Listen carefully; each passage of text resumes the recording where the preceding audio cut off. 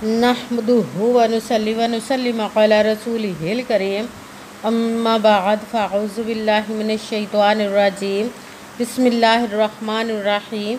मेरे मुअज़्ज़ज़ सामाईन इकराम, अस्सलामु अलैकुम व रहमतुल्लाहि व बरकातुहू। मैं अपने रब कायनात से ये दुआ करती हूँ कि मेरे जितने भी सुनने वाले हैं, रब कायनात सबको सेहतमंद, तंदुरुस्त और लंबी ज़िंदगियाँ अता फ़रमाए। हम सब के हर मुश्किल और परेशानियों, तंगदस्तियों में मेरा रब कायनात हमारी मदद अता फ़रमाए। हमें ज़हनी, रूहानी, जिस्मानी अजियत और तकलीफ़ और बीमारियों से निजात अता फ़रमाए। हमें ज़हनी और रूहानी सुकून अता फ़रमाए। हमें बीमार दुनिया से बचाकर बीमार मदीना बनाए।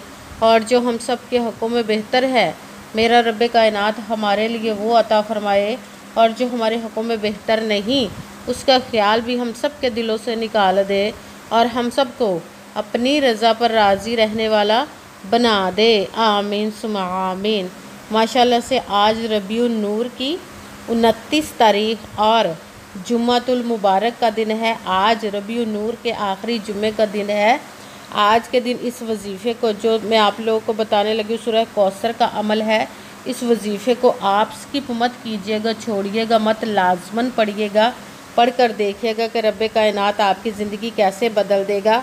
सिर्फ़ एक दिन का वजीफ़ा है। इस वजीफ़े को पढ़ते ही आप पर रब कायनात ऐसे करम अता फ़रमाएगा कि जो सारी उम्र ना आपको मिल सका, वो आज इस वजीफ़े को पढ़ते ही आपकी हर हाजत, हर मुराद जो नेक और जायज़ होगी वो पूरी होगी। ये मोजज़ाती अमल है, मोजज़ाती वजीफ़ा है।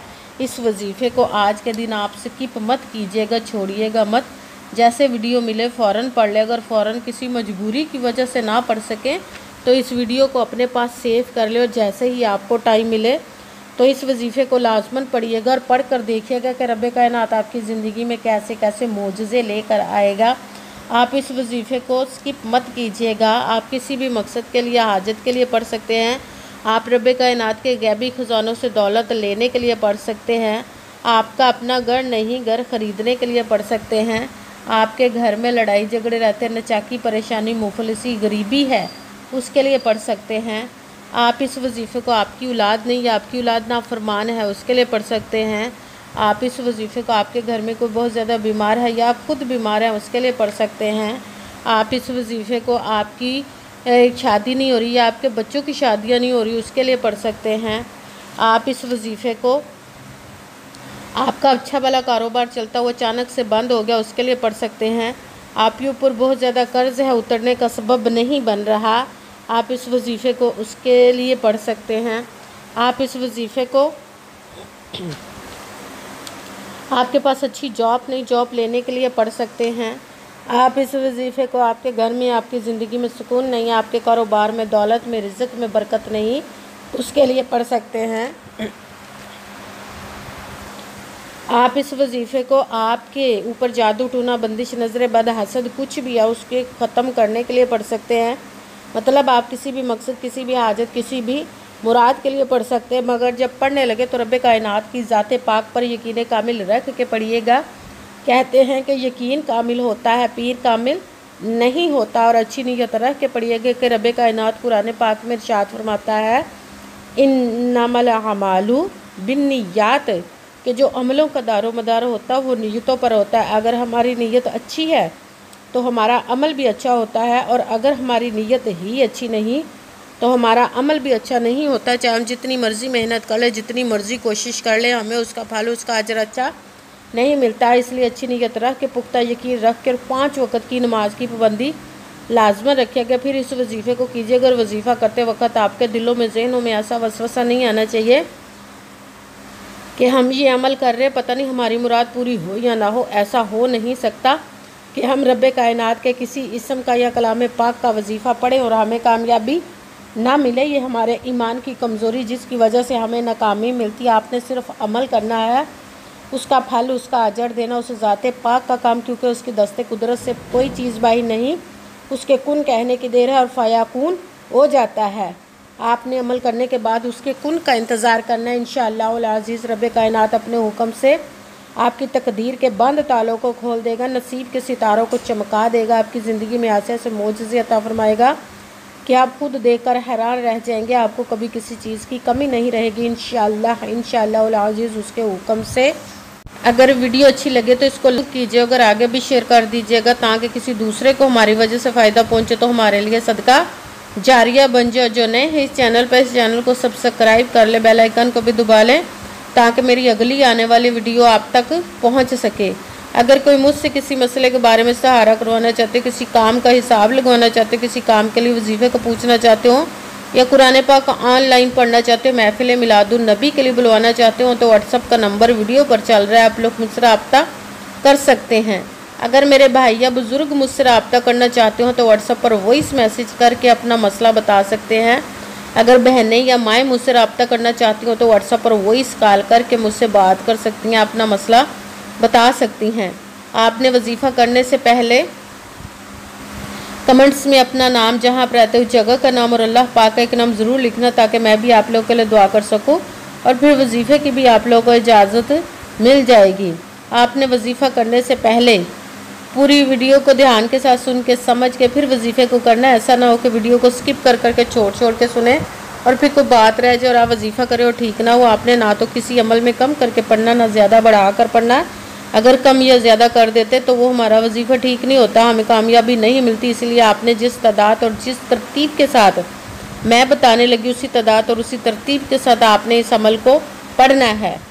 आप इस अमल को आज के दिन किसी भी जगह पर बैठकर पढ़ सकते, घर में, ऑफिस, मदरसा, यूनिवर्सिटी, कॉलेज, शॉप पे, मगर जब पढ़ने लगे बिल्कुल खामोशी तवज्जो सुकून के साथ पढ़ना। वजीफ़े के दरमियान ना तो आपने किसी से बात करनी, ना उठना, ना फ़ोन इस्तेमाल करना है। अगर हम वजीफ़े के दरमियान किसी से बात करते हैं, उठते हैं तो वो हमारा वजीफ़ा ठीक नहीं होता, हमें कामयाबी नहीं मिलती। इसीलिए आपने मुकम्मल वजीफ़ा पढ़ने के बाद ही किसी से बात करनी, उठना या कि फ़ोन इस्तेमाल करना है। आप इस वजीफ़े को आज के दिन किसी भी वक्त पढ़ सकते, किसी भी नमाज के साथ पढ़ सकते, नमाज के अलावा भी पढ़ सकते हैं।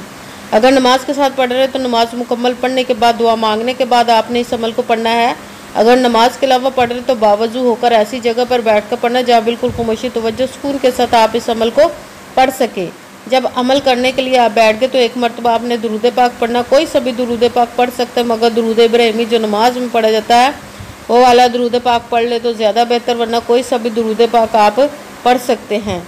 दुरूद पाक पढ़ने के बाद आपने एक मरतबा आऊज़ु बिल्लाहि मिनश शैतानिर रजीम बिस्मिल्लाहिर्रहमानिर्रहीम पढ़कर अपने मकसद की नियत कर लेनी, जिस मकसद, जिस हाजत के लिए आप इस वजीफ़े को पढ़ने लगे हैं। फिर सबसे पहले नंबर पर जो आपने वजीफ़ा पढ़ना सूरह कौसर का, कुरान पाक की सबसे छोटी, लाडली, ज़िद्दी, जिसको दौलत का पावरफुल मुजर्रब वजीफ़ा माना जाता है, सूरह कौसर का अमल पढ़ना है। बिस्मिल्लाहिर्रहमानिर्रहीम इन्ना आतैना कल कौसर फसल्लि लिरब्बिका वनहर इन्ना शानी आका हुवल अबतर। एक मरतबा सूरत कौसर पढ़नी है। अभी दूसरे नंबर पर जो वजीफ़ा पढ़ना है वो रब कायनात के एक किस्म मुबारक का या रब्बाना या रब्बाना या रब्बाना या रब्बाना या रब्बाना या रब्बाना या रब्बाना। इसको आपने 11 मरतबा 11 टाइम पढ़ना। फिर तीसरे नंबर पर दोबारा से सूरह कौसर को बिस्मिल्लाहिर्रहमानिर्रहीम इन्ना आतैना कल कौसर फसल्लि लिरब्बिका वनहर इन्ना शानी आका हुवल अबतर। एक मरतबा सूरत कौसर पढ़ के फिर आपने दोबारा से रब कायनात के 2 इस्म या मुसब्बिबल असबाब का वजीफ़ा पढ़ना है। या मुसब्बिबल असबाब या मुसब्बिबल असबाब या मुसब्बिबल असबाब या मुसब्बिबल असबाब या मुसब्बिबल असबाब। इसको आपने 7 मरतबा 7 टाइम पढ़ना। फिर दोबारा से आपने तीसरे नंबर पर तीसरी मरतबा फिर सूरह कौसर का अमल पढ़ना है। बिस्मिल्लाहिर्रहमानिर्रहीम इन्ना आतैना कल कौसर फसल्लि लिरब्बिका वनहर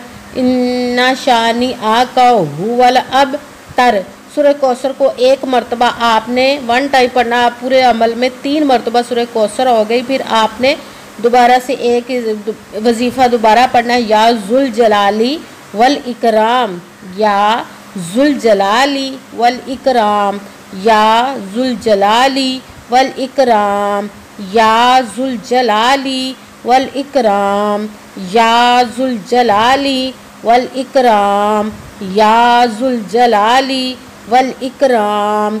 इसको आपने 21 मरतबा 21 टाइम पढ़ना है। सबसे पहले एक मरतबा दुरूद पाक पढ़ा, फिर एक मरतबा आऊज़ु बिल्लाहि मिनश शैतानिर रजीम बिस्मिल्लाहिर्रहमानिर्रहीम पढ़कर अपने मकसद की नियत कर लेनी, जिसके लिए वजीफ़ा पढ़ने लगे। फिर पहले नंबर पर जो वजीफ़ा पढ़ना है, एक मरतबा सूरह कौसर का अमल पढ़ना है, फिर साथ ही उसके या रब्बाना आपने 11 मरतबा 11 टाइम पढ़ना। फिर एक मरतबा सूरत कौसर पूरी मुकम्मल पढ़नी है। फिर आपने सूरत कौसर के बाद या मुसब्बिबल असबाब 7 मरतबा 7 टाइम पढ़ना। फिर दोबारा से तीसरी मरतबा सूरह कौसर पढ़नी है एक मरतबा। सूरत कौसर के बाद आपने या जुल जलाली वल इकराम, इसको आपने 21 मरतबा 21 टाइम पढ़ना। फिर वही दुरूद पाक पढ़ना जो दुरूद पाक आपने वजीफ़ा शुरू करने से पहले पढ़ा था। एक मरतबा दुरूद पाक पढ़ लिया तो अब आपका वजीफ़ा मुकम्मल हो गया। अब आपने दोनों हाथों को रब्बे कायनात की बारगाह अक़दस में बुलंद कर लेना। सबसे पहले अपने गुनाहों की बख्शिश की दुआ मांगनी, फिर जिस मकसद जिस हाजत के लिए आपने इस वजीफ़े को किया उसकी खूब दुआ कीजिएगा और दुआओं में मुझे भी याद रखिएगा, मेरे लिए भी दुआ कीजिएगा। जज़ाकल्लाहु खैरा। जिस मकसद जिस हाजत के लिए आपने इस वजीफ़े को किया, रब्बे कायनात अपने हुक्म से, अपने प्यारे महबूब के सदका से, अपने कलाम पाक और इसमें मुबारक के सदके आपकी तमाम नेक और जायज़ हाजात को कबूल व मंजूर अता फरमाए और इस प्यारे प्यारे माह मुबारक रबीउन नूर और जुमातुल मुबारक के सदके आपकी मुश्किलों को हल फरमाए इंशाअल्लाह। आमीन सुम्मा आमीन। अस्सलामु अलैकुम व रहमतुल्लाहि व बरकातुहू।